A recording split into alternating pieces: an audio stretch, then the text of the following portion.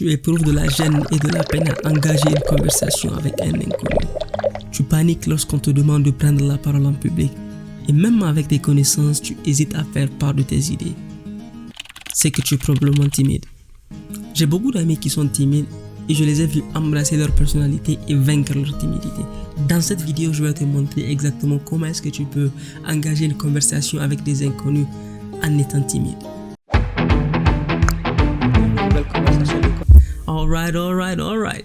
Bienvenue sur la chaîne. Si tu es nouveau ici, je m'appelle Moujahid Moussa et je suis un élève au United World College ici aux États-Unis. Sur cette chaîne, nous aidons les élèves à être plus organisés, plus productifs, mieux s'exprimer et avoir plus de temps libre pour faire les activités qui les intéressent.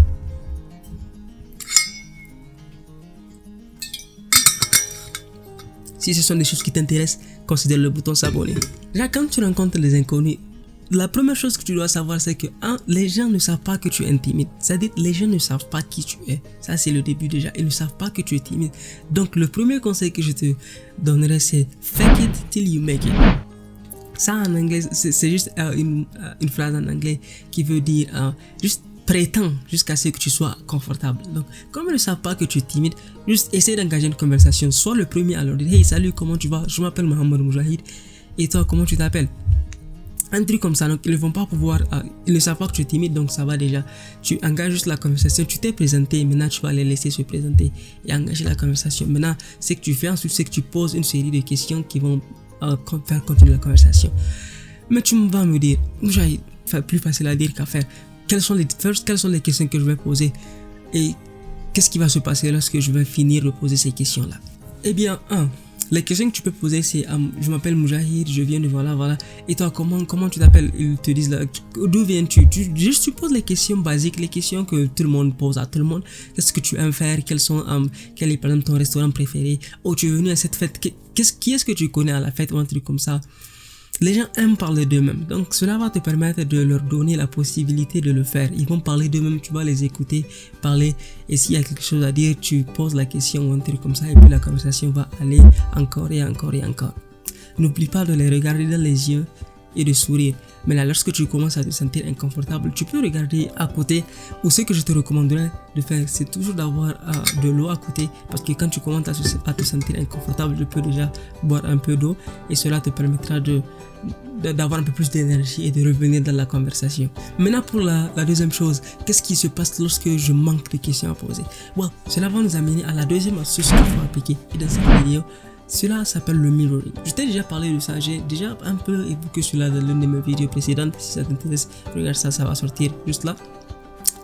Et le mirroring, en fait, en quoi est-ce que ça consiste? Tu poses une question ouverte déjà. Tu poses une question, comment trouves-tu cette ville? Ou comment trouves-tu ce pays? Ou comment trouves-tu cette classe? Ou comment trouves-tu, voilà. Une question qui est ouverte, donc la personne va parler. Lorsque la personne commence à parler, va te dire voilà, j'aime ceci, j'aime cela. Oh, en fait, ça c'est intéressant parce que voilà. Et à la fin, lorsque la personne va se taire, si tu n'as rien à dire ou bien si tu n'as pas de questions à poser, juste répète les deux dernières expressions que la personne a dites et il faut que tu aies l'air surpris.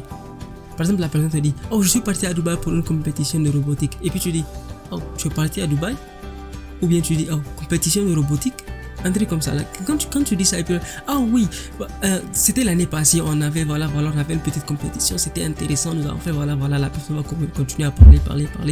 Et maintenant lorsque la personne va finir, va te dire j'ai rencontré beaucoup de personnes là-bas, je te dis il y a plusieurs nationalités. Et puis tu dis plusieurs nationalités. Ils vont te dire oui, j'ai rencontré des Chinois, j'ai rencontré des gens qui viennent de la Mongolie, j'ai rencontré des gens qui viennent de la France, voilà, ils vont te dire beaucoup de choses et tu peux continuer la conversation encore et encore. Et le troisième conseil que je vais te donner, c'est en fait, va avec le flow.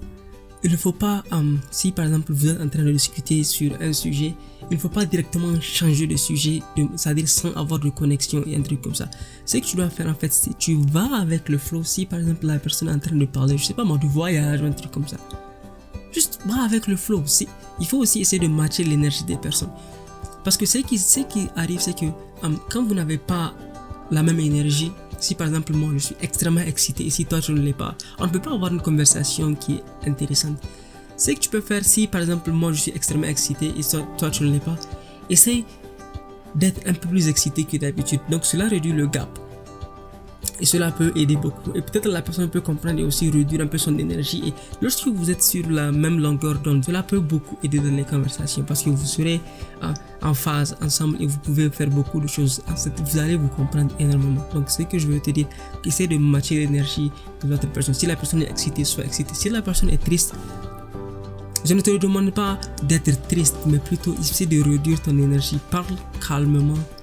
Et aussi essayer de montrer ton empathie envers la personne. Si la personne est excitée, sois un peu plus excité que d'habitude. Essaie d'avoir un peu plus de mouvement physique, un truc comme ça, parce que ça peut beaucoup aider dans la conversation. Ce sont des choses qui sont négligées, mais qui marchent énormément bien.